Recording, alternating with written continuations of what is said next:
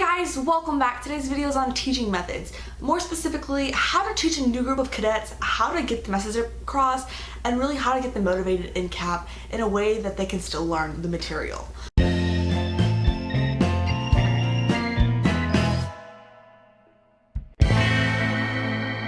So now, a lot of people, the way people teach it is they just get cadets in and they just start teaching things, which it makes sense. When you first get a cadet, you usually start with left haze, right haze, about face, saluting, things like that, and then automatically they start with marching. And I just feel like this progression of how you're teaching drill does not make sense.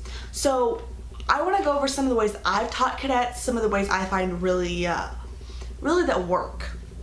So the first is demo perf, which is you demonstrate and you perform. Now this is very common, which you probably already are doing if you're teaching drill, but I don't feel like it's used in the proper way, because the way it should be used is you explain it. You say, we're gonna do a right haze. Now the purpose of this is to get us from standing right here to be standing right here. You explain that, and then you show them, okay, you lift this foot up, you lower this foot, this is how you do it. And then you perform it. You explain it again. Okay, so right foot up, left heel up, then you do this. And then you perform it again. And then you have them try it. And while they are trying it, you explain it while they're trying it. Okay, and then you correct how they're doing it. And while you do this, you perform it again. So they can see it, they can hear it, they can do it. That I think is the general purpose. See it, hear it, do it when they're doing it. Because if they're the visual learners who need to see you do it, they're the auditory learners who need you to explain it. And often when you explain it one time, they don't understand it. You explain it another time, they don't understand it. You explain it again and again. And eventually you phrase it the right way, or they're listening the right way, or something clicks. And that's when they learn it. It's not just, here, let me show you how to do this, you do it. You really gotta be instrumental and thinking about what you're saying when you're saying it to really get your point across. So that demo perf is usually just used in drill, as it's not super useful in their areas. It can also be used in things like PT, but that needs to be like when you're doing something physical that they can see because you are performing it. Now there's also formal lecture. Now this is usually when you're doing a PowerPoint, and it's more useful in things like character development, or things where you need, as the lecturer or the speaker, to kind of cling to that. I don't find them super useful because I feel like it's too rigid and that I need to be following the PowerPoint, and a lot of times when I'm speaking, I don't actually follow the notes. I end up just seeing the first thing, talking about it, continue going, and then what happens is I go to the next slide and it's like, oh, I already covered this, oh, I have to go back. It confuses me.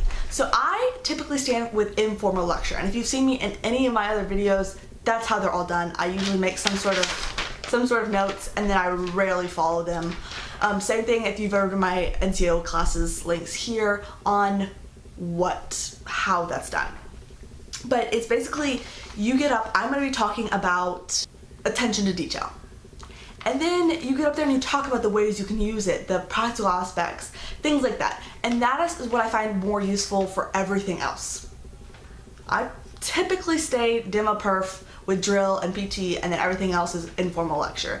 And informal lecture, contrary to popular belief, you actually do need to prepare something for it, because if you don't know what you're going to say, a lot of times you just talk, and that's not really what you want. So even if it is loose notes, you're actually thinking about what you're going to say, that will come up later because you're not thinking as you're speaking, which I find very helpful.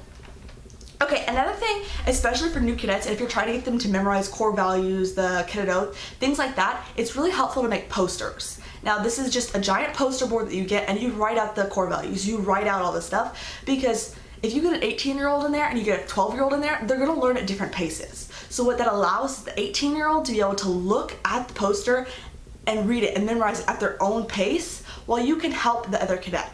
It's also important for visual learners, as they can learn at their own pace and think about what they're saying at their own pace. It is very helpful, and everything I found, I always see cadets do better when you're doing things like that. And if you don't have a poster, what happens is you have to write it out on the spot, or you're saying it. You're saying, I pledge that I will serve faithfully. And then you have to get everyone on the same page memorizing, I pledge I will serve faithfully. And then you can move on. And then by the time you're done, it just gets really messy, and it's not super productive. So I feel like the poster helps in anything you're teaching that's memorization. You can also do handouts, and that can help with informal or formal lecture, or do something like a video. In several classes I've done, I will make a pre-recorded video, not necessarily that goes on this channel, but if I want to do something that I want to demonstrate leadership versus followership, then I could take videos of people being leaders, I could take videos of people being followers and simple actions, and show that to them as an example. And I find that can also be very helpful. Another thing is individualized attention, and this is very helpful with cadets who have dyslexia or anything like that, autism, slow learners, younger cadets. It's very helpful to have the individualized attention. So I think if you have a flight of 9 cadets, 10 cadets, 12, a big flight, always try and split it up. Take your DC, take your DCC, take your first sergeant. Say, hey, will you mentor this cadet for 5 minutes? If you have a mentorship group, it's great to combine those two during flight time and have someone telling them, okay, mentors, get with your mentees and teach them about FACE. Because that's breaking up into smaller group, which allows cadets to ask questions more freely and understand what you're doing. And it's not the big picture. Especially when you're on a flight with that many cadets, cadets are so afraid to ask if they have questions, because they think they're the ones behind, but the truth is everyone is behind. So as many times as you tell them, does anyone have questions, they're less likely to ask the questions. Okay, another thing that I think is so important is focusing on the content. Now, like I was saying with informal speech, the most important is the content. I don't care what you're saying, but by giving a speech, by being a flight sergeant, you are handed a platform to teach cadets. And what that means is that you need to be prepared to teach them at all times, doing whatever that means. So if you're going to be teaching them leadership versus followership, you need to make sure you know your content and are ready to give it. I don't care when, how, you need to know what you're doing and be ready to present it at all times. And that is something that I think is very important, because the content is what matters. I can get here and I can put out a video, but if it doesn't really cover anything, it's just me talking, the video is going to be useless. No one's going to care, no one's going to watch it. It's a useless video. But if I get in here and I give you a whole bunch of crammed content that is very quality and content based, you're going to understand what I'm saying, and it's really going to come over in a way that makes sense. You can understand it and you can carry out on your own life. So I think content is the most important part, no matter what teaching method you're using. I don't care what you're doing. Content is most important. Don't stay standing and sitting. This, I think, is most important for the cadets. If you're doing drill time and you have 30 minutes of flight time, you need to do 15 minutes of drill, 15 minutes of sitting, 10 minutes of drill, 10 minutes of sitting, 10 minutes of drill. Because especially as a new cadet, you're not used to doing a lot of standing or walking. Standing, walking, or anything like that for long, prolonged experience and times, and make sure you're not keeping cadets at attention. Always keep them at rest, because it allows them to be in the proper position to be allowed and aware that they are all allowed to talk, and you don't want to put them at ease and be correcting them.